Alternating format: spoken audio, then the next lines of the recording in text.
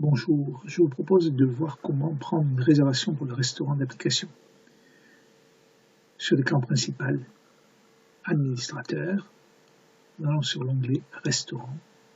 Et dans Restaurant, on a ici Réservation restaurant. Donc je vais sur Réservation restaurant.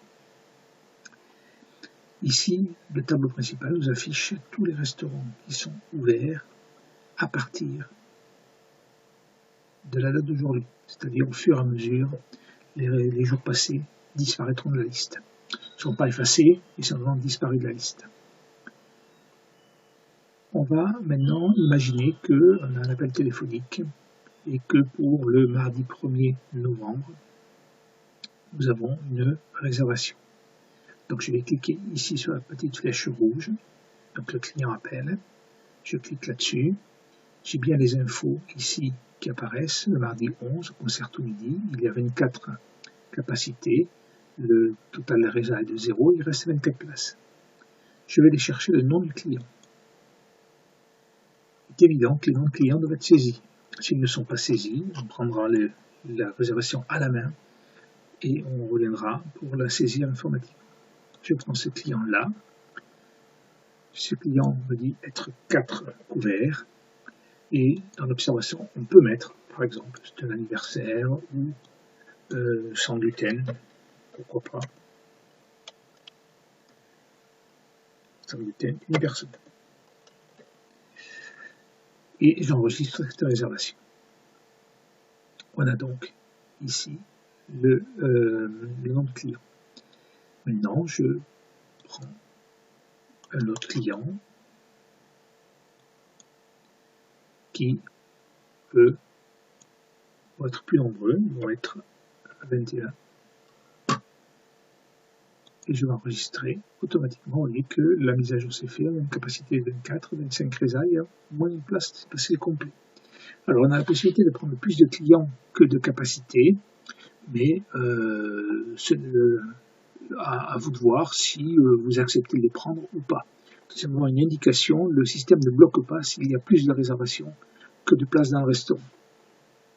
Ça laisse une souplesse. On peut ici imprimer cette fiche de réservation.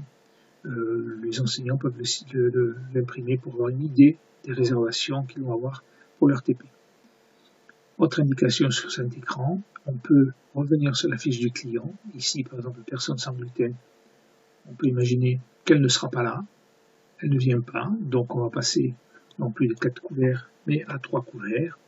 On supprime l'information sur le sans gluten. Mais on peut imaginer toute une indication sur des repas et on sait qu'eux vont payer, par exemple, en débiteur restaurant. On peut imaginer, donc, lorsque je mets à jour, je reviens sur les réservations et vous voyez qu'on a ici, c'est passé 3 couverts, et comme il y a des indications sur le repas, il y a automatiquement ici un petit mot qui s'appelle fiche à ouvrir. C'est-à-dire seulement qu'il y a des indications qui ont été saisies pour la table. On peut supprimer la réservation. Par exemple, c'est un couvert annule. Vous voyez, elle se met en rouge, elle ne disparaît pas totalement. On sait qu'elle a été supprimée le 25/10 à 10h10.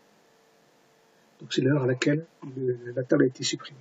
Elle n'est pas supprimée tout simplement pour voir, garder une trace de la réservation et être certain que la suppression n'a pas été accidentelle. Voilà, on peut maintenant reprendre des réservations. Vous voyez, on est repassé à 3 couverts, on reprend des réservations. Ici pour 5 couverts, ou pour 2 couverts. Je vais enregistrer et les listes s'allongent comme ça. Voilà, voilà pour comment prendre une réservation. Pour détail de chaque client, on a le mail quand on a. Si on clique dessus, on va ouvrir la messagerie pour envoyer un mail au client. On a ici le nom du client. Quand on clique sur le nom du client, on va avoir toute sa fiche ici, à savoir son nom, son prénom, etc.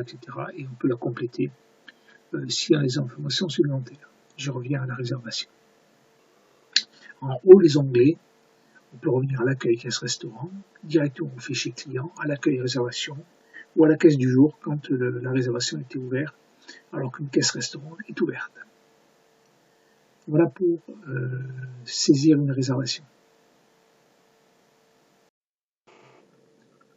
Donc, dernière fonction de cet écran, lorsque le client veut changer de jour de réservation, il suffit d'aller dans la petite icône que vous avez à droite de la ligne sur transférer. On va cliquer dessus. Vous voyez que le client a bien réservé pour le mardi 1er novembre, concerto midi. Il désire changer et passer au lundi 14. Dans cette liste, ce sont la totalité des TP ouverts. Et on va éventuellement modifier le nombre de couverts, les observations, etc. 22, on y va, on met à jour l'enregistrement. On est passé donc au lundi 14, on va vérifier que le lundi 14, la date et le client est là. Je vais pour... on revient à l'accueil des réservations. Et le client, eh bien, ici pour le 14, on voit bien qu'il y a 3 réservations. Vous recherchez des informations sur un client, vous ne savez pas quel jour il a réservé exactement, ni pour combien de couverts, il vous téléphone, il vous dit je veux changer de nombre de couverts, mais je ne me souviens plus de la date, vous avez la possibilité de rechercher par nom de client, ici. Je vais chercher par exemple ce client-là, et on a ici des réservations des clients qui apparaissent. Les clients, c'est réservations futures, tout ce qui est ancien n'apparaît pas à l'écran. Et pour intervenir sur cette réservation, il suffira que je clique soit sur la date, soit sur le restaurant, et la réservation s'ouvre.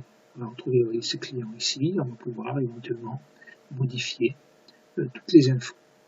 On va revenir maintenant à l'accueil réservation. On peut également rechercher uniquement par date. On dit voilà, moi je voudrais voir simplement les réservations du 1-11. Je vais cliquer ici, le 1-11 novembre 2016. OK. Et j'ai ici le 1er novembre 2016. Lorsqu'il y a plusieurs restaurants ouverts, on peut ouvrir, il y aura 4 ou 5 lignes en fonction du nombre de restaurants ouverts. Voilà pour tout ce qui est réservation.